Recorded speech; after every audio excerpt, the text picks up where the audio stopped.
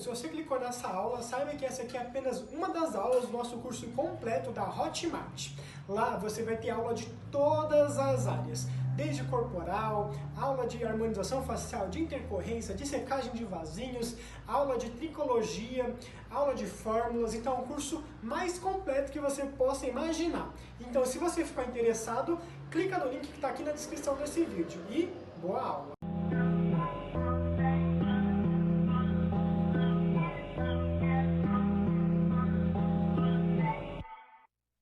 Então, galera, vamos aqui hoje para a nossa aula de PEN, também conhecido como Procedimento Estético Injetável para Microvasos.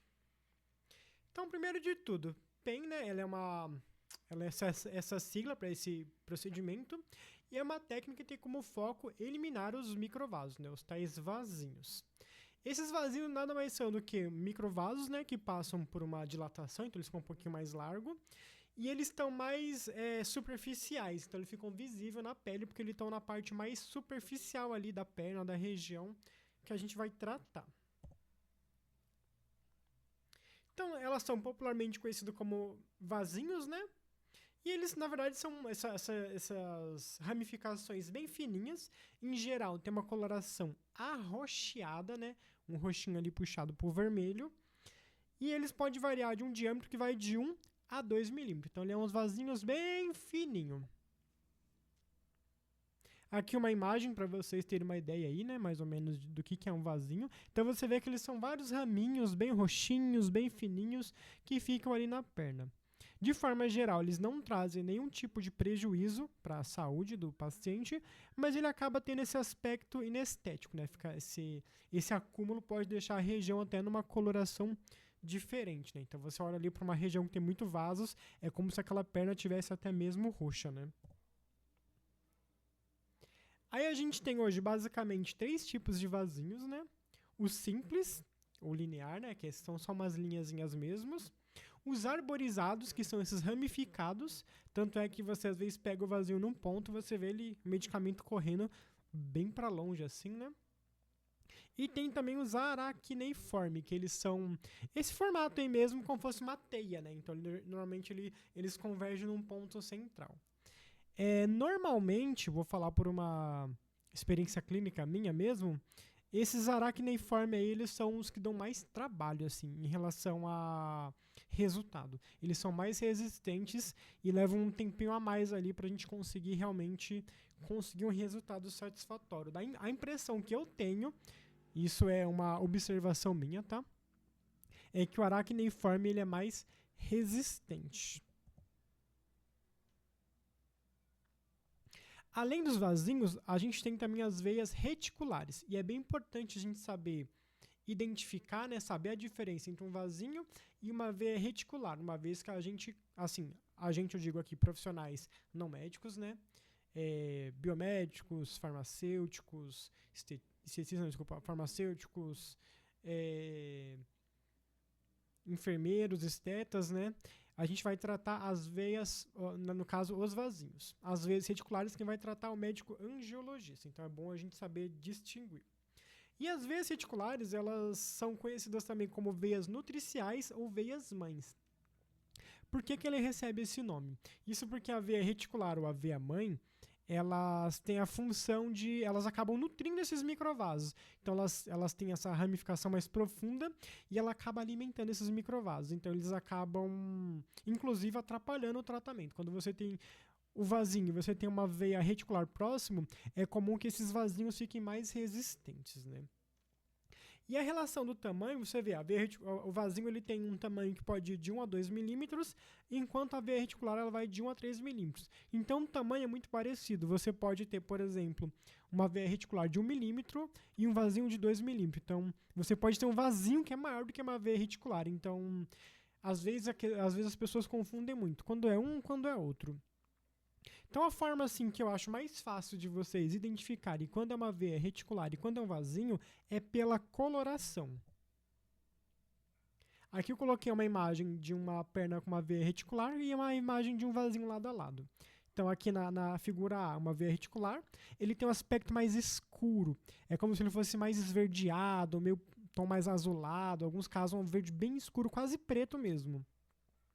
Enquanto que o vasinho ele vai ser sempre uma cor meio arroxeada, meio vermelhinha, que aí você consegue identificar, né, dessa forma. Então ele sempre tem essa cor mais vermelha pro roxo. E aí você vai meio que pela cor.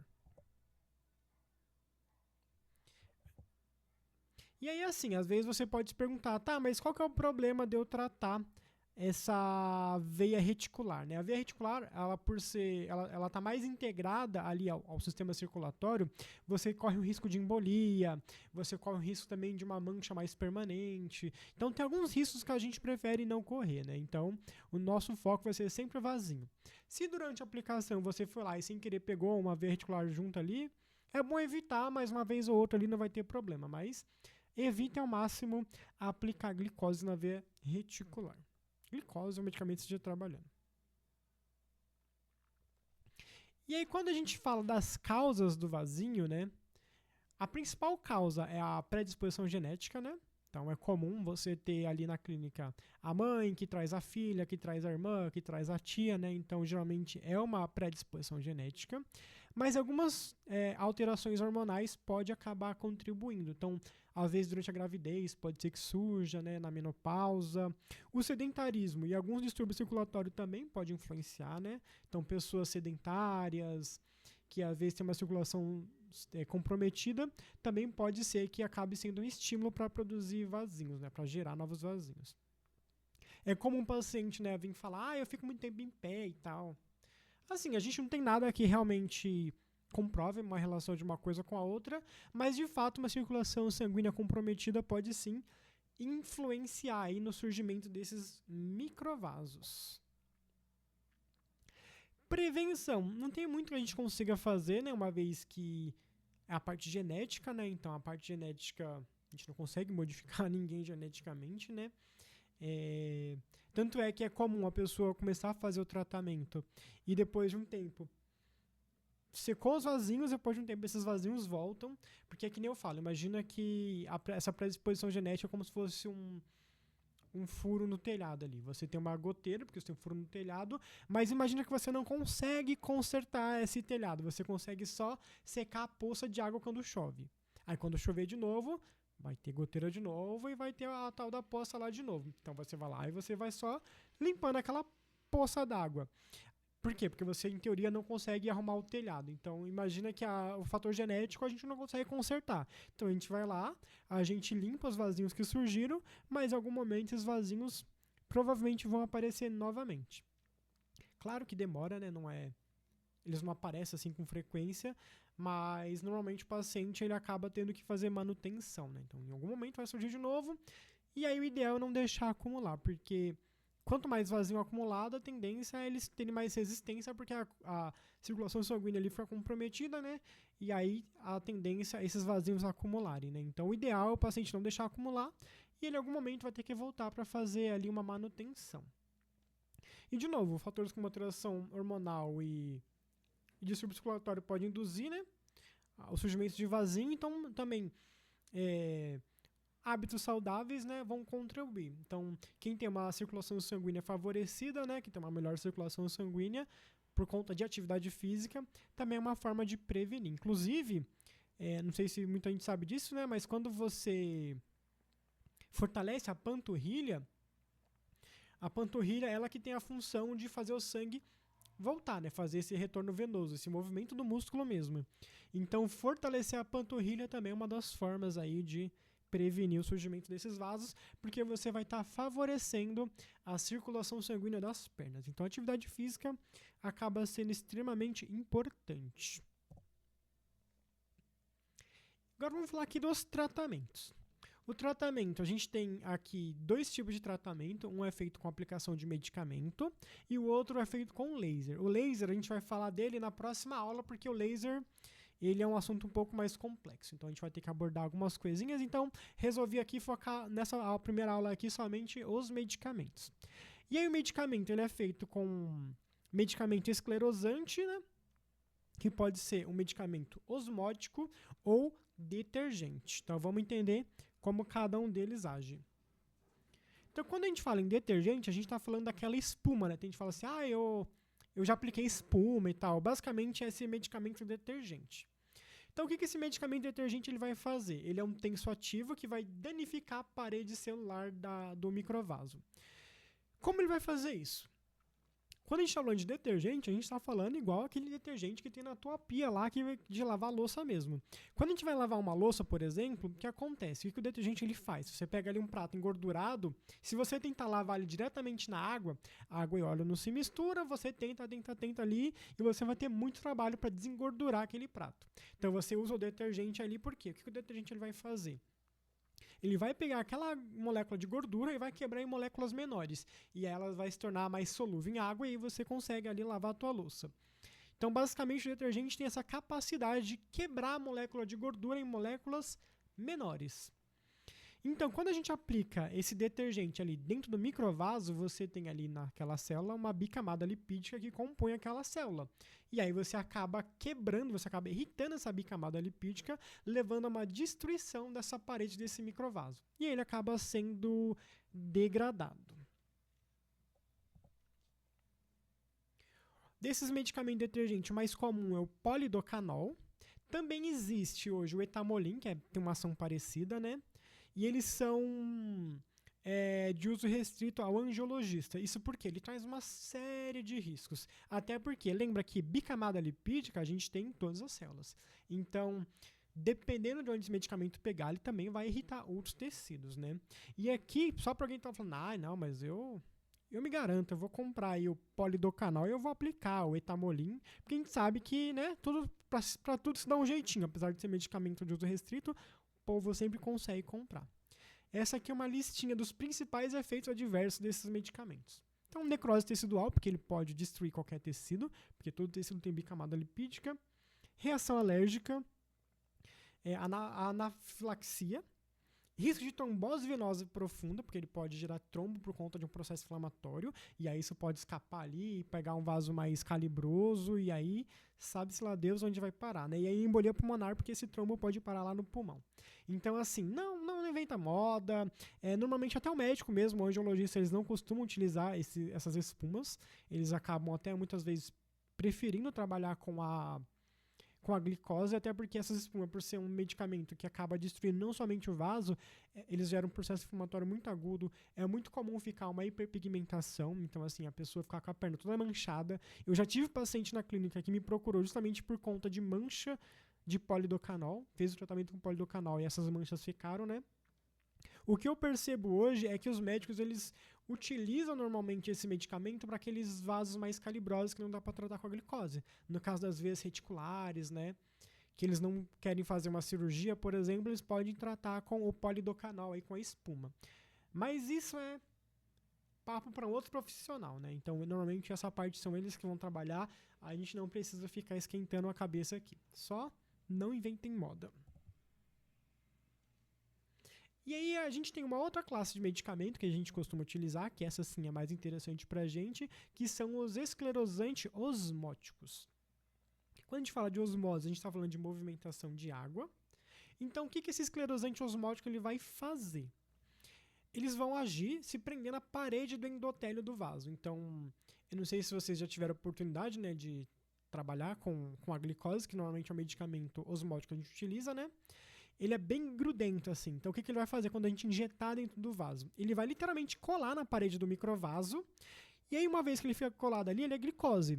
Açúcar, né? Acho que todo mundo já deve ter percebido que açúcar puxa água. Tanto é que o pote de açúcar sempre fica uns caroços lá, porque ele tem essa característica química dele, físico-química, de atrair água. Então, ele vai ficar roubando água da parede desse vaso.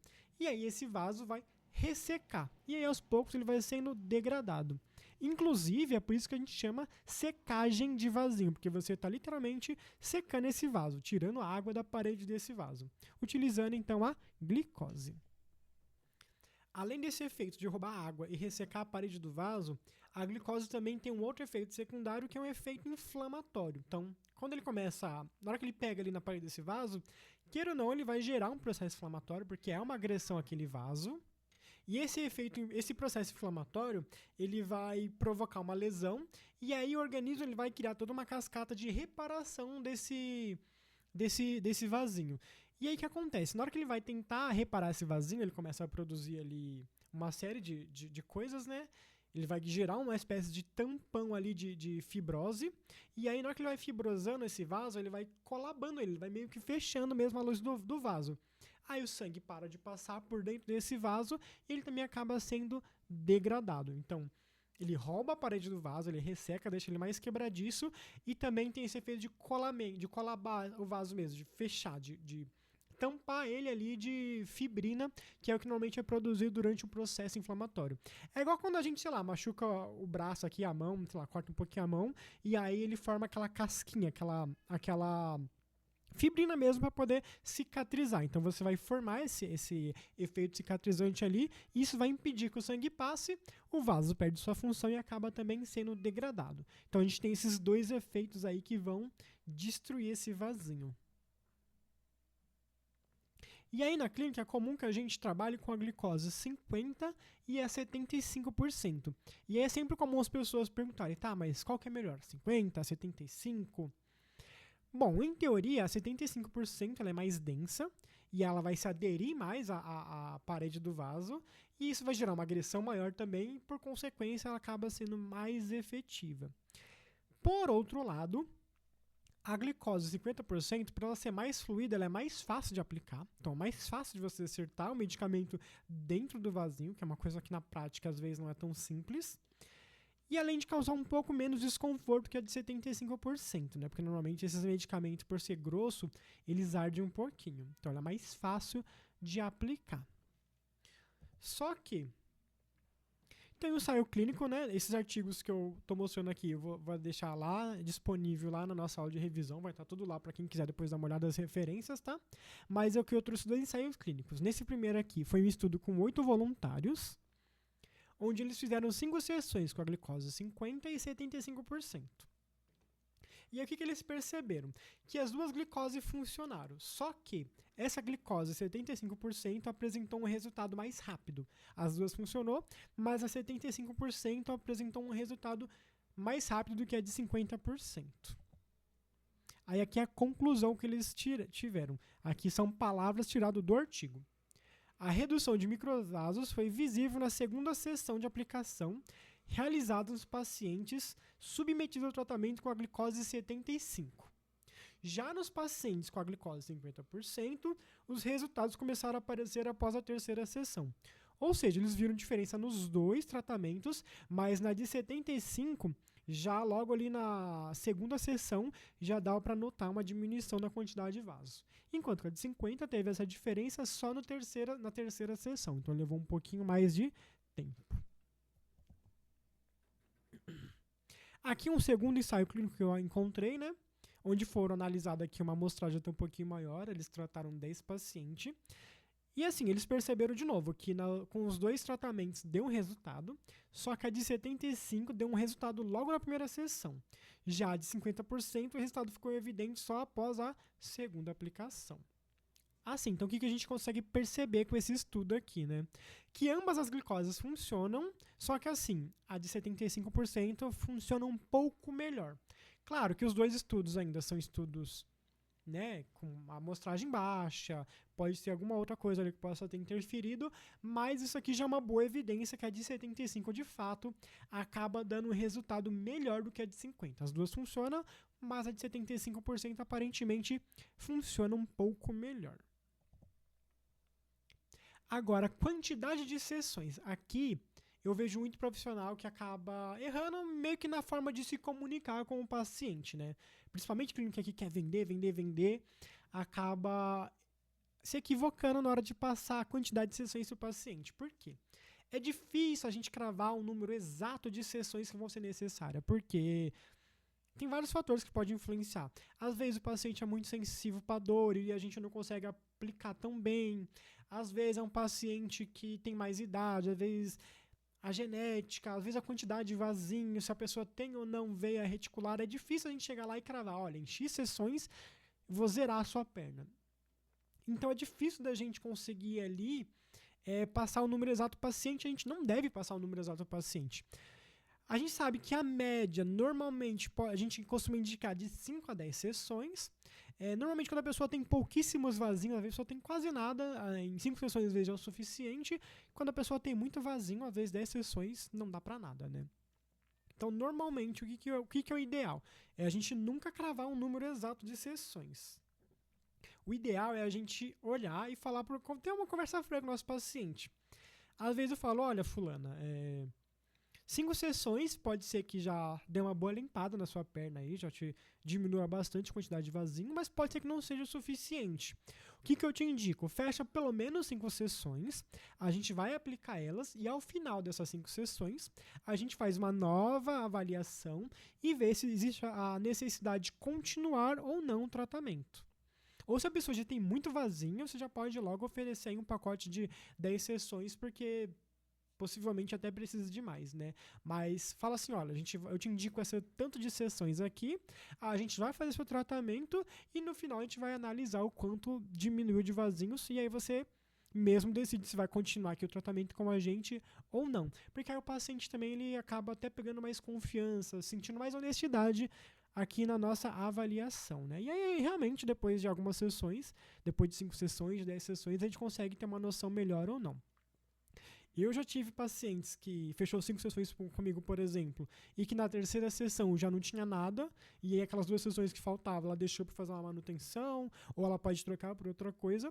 E eu já tive paciente que fez 10 sessões, fechou mais 10 sessões e ainda tinha vasinho lá, né? Porque tinha uma perna que tinha muito vasinho. Então ela tinha muito comprometimento ali da circulação. Então, varia muito de pessoa para pessoa, né? Então é bom a gente sempre ter bom senso.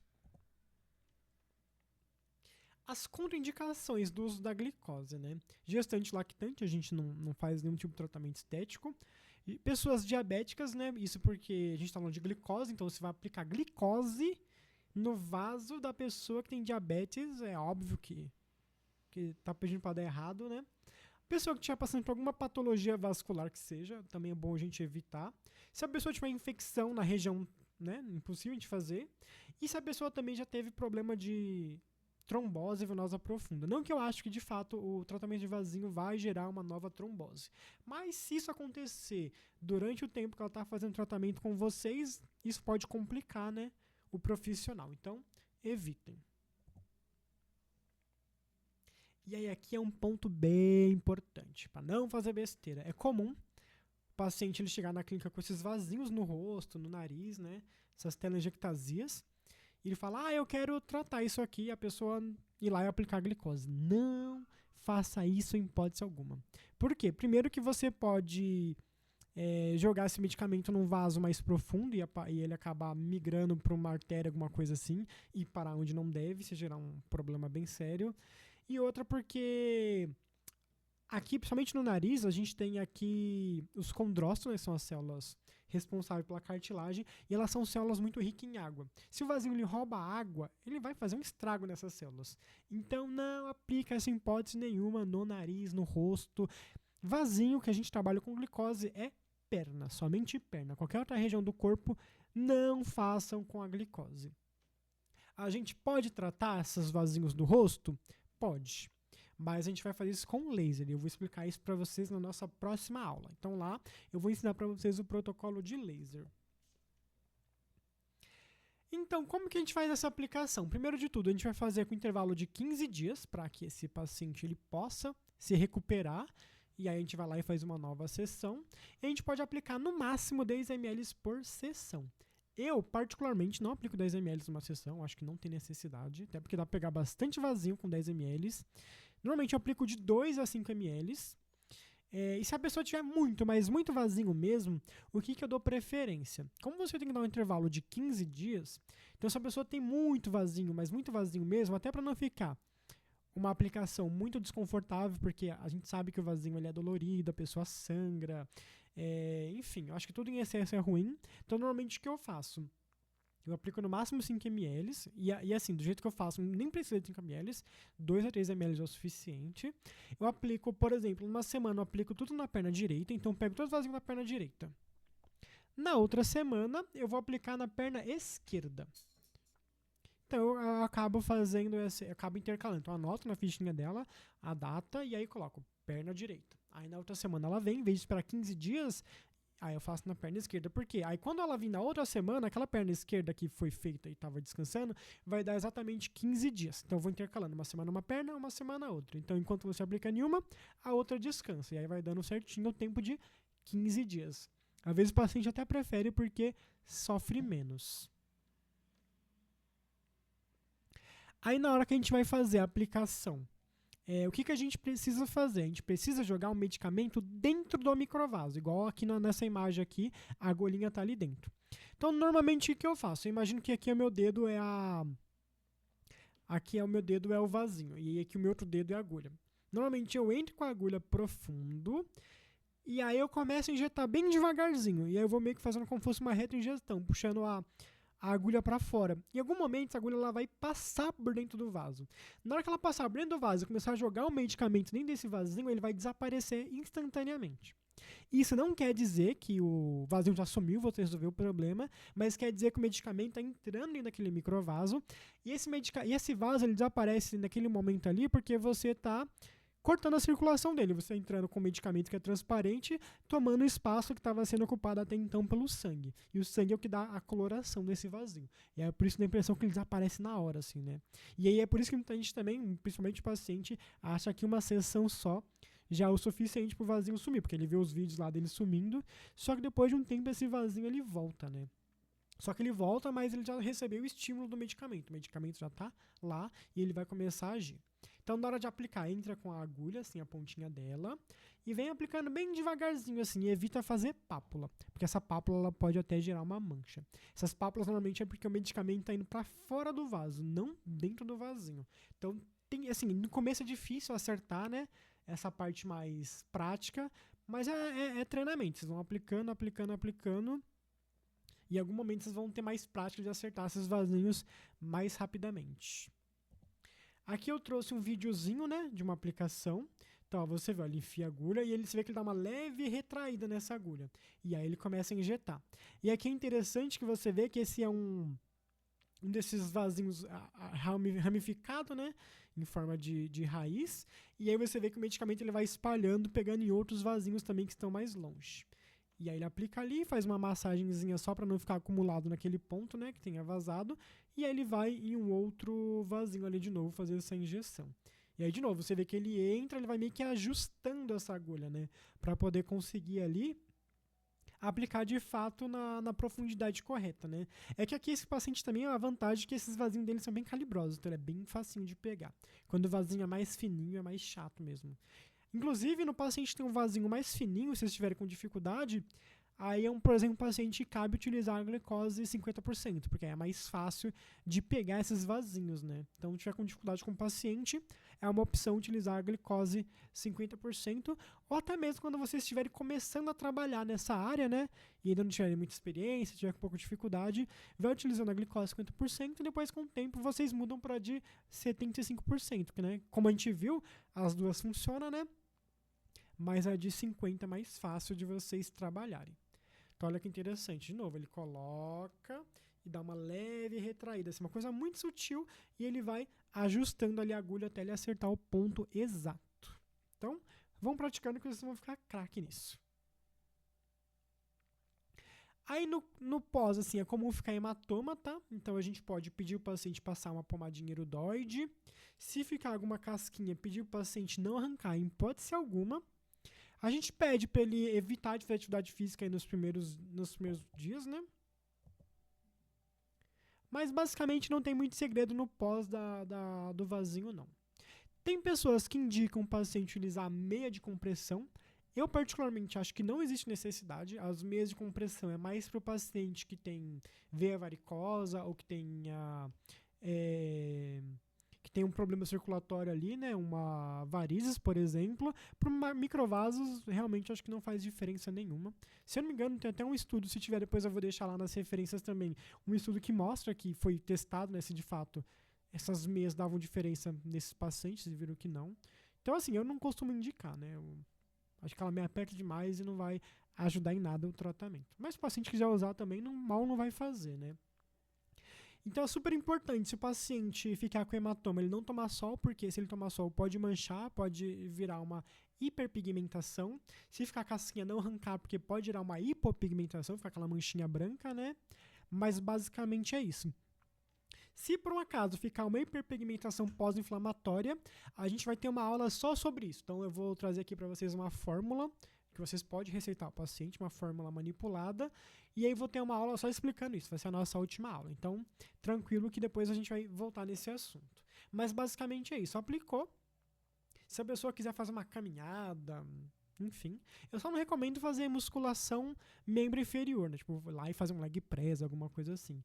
Mas membro superior também não vai influenciar em nada, não. Basicamente, o maior cuidado mesmo é em relação ao hematoma, né? Se ficar hematoma, tomar cuidado para não manchar, porque aí realmente pode dar problema. Fora isso, tranquilo.